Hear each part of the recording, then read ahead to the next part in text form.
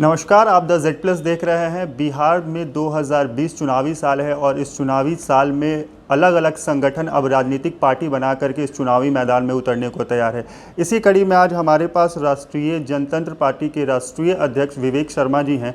आज हम इनसे बातचीत करेंगे और ये जानने की कोशिश करेंगे कि ये इनकी पार्टी की क्या विचारधारा होगी और ये किस विचारधारा के साथ इस चुनावी अखाड़े में उतरेंगे और लोगों की जन समस्याओं को देखते हुए ये आगे क्या काम करने वाले हैं।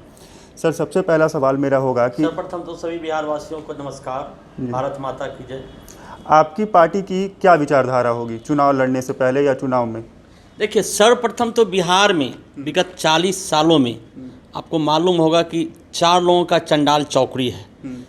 सत्ता 30 सालों से देखिएगा, वही 4 लोगों में कभी इधर कभी उधर, कभी नीतीश कुमार जी के पास रहता तो कभी लालू जी के पास जाता, बीच में जो रामविलास पासवान जी हैं जिधर सत्ता उधर चले जाते हैं। तो बिहार में 30 सालों से लगभग जो है सबसे बड़ा मुद्दा है बिहार के लोगों के लिए, बिहार के युवाओं के लिए सबसे पहला मुद्दा है बेरोजगारी। आप कह रहे हैं कि आप रोजगार देने की बात कर रहे हैं, लेकिन उसका कुछ अपनी ब्लूप्रिंट बना रखा है, कुछ उसके आपने रोड मैप बना रखे हैं? बता रहे ना कि हमारा देखिए, जिसे हर प्रदेश में आप बिहार से बाहर जाएंगे, गुजरात जाएंगे, आंध्रा जाएंगे, कर्नाटका जाएंगे, मद्रास जाएंगे, तमिलनाडु जाएंगे या गुजरात जाएंगे, हर जगह प्रखंड लेवल पे, तहसील लेवल पे इंडस्ट्रियल कॉरिडोर है, इंडस्ट्रियल एरिया है। उसमें क्या होता है, आप छोटा भी आज कोई काम करना चाहता है युवा, कहीं रोजगार करना चाहता है, कहीं उद्योग धंधा लगाना चाहता है, तो सरकार की तरफ से हम अपने तरफ से उनको जगह मुहैया करेंगे, बिजली पानी मुहैया करेंगे, सेट बना के देंगे। तो ऑटोमेटिक है, जो युवा को इच्छा होगा रोजगार करने का, इंडस्ट्री लगाने का है, तो ऑटोमेटिक इंडस्ट्री लेगा। और देखिए, देश में आप लोगों को बताना चाहता हूँ, सबसे ज़्यादा रोजगार अगर कोई देता है तो स्मॉल स्केल इंडस्ट्री देता है। वो आपको भी मालूम है, लगभग देश में 30 करोड़ जनता को, 30 करोड़ लोगों को स्मॉल स्केल इंडस्ट्री से रोज़गार मिलता है। और स्मॉल स्केल इंडस्ट्री में होता है, कम पढ़े लिखों को भी रोज़गार मिलता है, पढ़े हैं वो अपना भी रोज़गार करता है। तो हमारे बिहार का जो स्थिति है, यहाँ पे बहुत बड़ा उद्योग की ज़रूरत नहीं है, क्योंकि हमारे पास ज़मीनें कम है, हमारे पास ज़मीनें उपजाऊ है।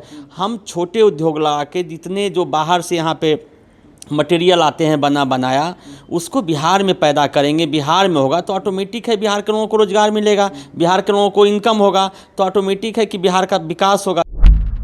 आप कह रहे हैं रोजगार देंगे। नीतीश कुमार के जो मंत्री हैं या जो उनके प्रवक्ता हैं वो कहते हैं कि विकास दर जो पहले बहुत कम था वो बढ़ करके ये नीतीश कुमार के कार्यकाल में बहुत ज़्यादा बढ़ा है और यहाँ पे जो प्रवासी जो आए हैं वो 50 लाख के प्रवासियों को रोज़गार देंगे और उसके लिए वो स्किल मैपिंग की भी तैयारी कर रहे हैं और चुनाव से पहले उन्होंने कहा है कि वो नौकरी रोज़गार देंगे। देखिए, ये पहले जो 15 साल था वो अंधा राज था, अंधों में ये काना आए हैं, समझे। तो पहले तो पूरा जंगल राज था। ये 5 साल जो बता रहा हूँ आप लोग को, 2005 से 2010 में ही सरकार चला। जो भी आप देख रहे हैं रोड बने, जो भी हुए हैं विकास, 2005 और 10 के बाद हुए। 10 के बाद तो मुंगेरी लाल के हसीन चेहरे सपने देखने लगे नीतीश कुमार जी, वो अपने आप को पीएम मटेरियल ये हुआ। अभी आप लोगों को बताना चाहूँगा, बिहार में दलालों की सरकार चल रहा है, माफिया राज है हर जगह। आप देखिए, बिहार में बालू माफिया, दारू माफिया, हथियार माफिया, गांजा माफिया और सभी सरकार के मिली भगत है। आप मेरा सवाल ये होगा कि आप जो कह रहे हैं कि चुनाव को लेकर के ये पार्टी इस तरह की बातें कर रही है, सब कुछ है, आप भी तो कहीं इस तरह के इसी को लेकर के तो नहीं बात कर रहे हैं? क्योंकि चुनाव आ रहा है तो लोक लुभावने वादे जो नेता देते हैं उसी तरह के आप भी लोक लुभावने वादे कर रहे हैं जनता के बीच में जाने के लिए। देखिए, हम लोग का जो 10 बातें हैं उसी पे हम चुनाव लड़ने जा रहे हैं।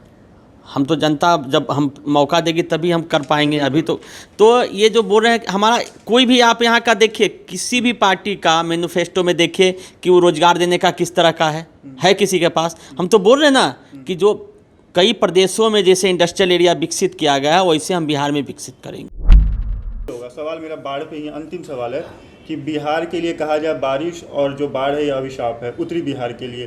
15 साल नीतीश कुमार सत्ता में रहते हैं और उसके बाद भी बाढ़ पे और बचाव के लिए जो मापदंड जो होना चाहिए और जो पूरी प्रक्रिया होनी चाहिए वो पूरी नहीं हो पाई है। इनकी मंशा ही नहीं है ना। देखिए, ऐसा कोई भी दुनिया में से भी आता है, वोट तो उत्तरी बिहार से। हाँ, बता रहे, इनके मंशा नहीं है कभी भी प्रॉब्लम सोल्व करने का। समस्या देखिए, समस्या को बरकरार रखना इनके खून में है, सत्ता के खून में है। तो ये इसलिए रखते हैं कि अभी जैसे बाढ़ आएगा, हज़ारों करोड़ का लूट होगा।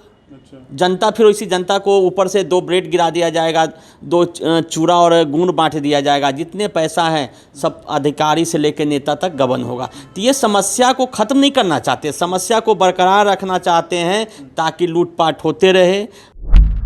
अब इस इंटरव्यू को हम लास्ट करेंगे और आपने सुना इन्होंने कहा नीतीश कुमार से लेकर के अब बीजेपी की जो खामियां थी सारी चीज़ों को गिनाया, साथ ही साथ अपने जो चुनावी एजेंडो है उसके बारे में बताया कि ये चुनाव में किन किन मुद्दों के साथ मैदान में उतरेंगे। इस तरह के और इन्फॉर्मेटिव बिहार से जुड़े हम आपके साथ लेकर के आते रहेंगे, इसलिए ज़रूरी होगा कि आप हमारे चैनल को सब्सक्राइब कर लें और अगर ये वीडियो आप हमारे फेसबुक पेज पर देख रहे हैं तो हमारे पेज को लाइक करें और फॉलो करें।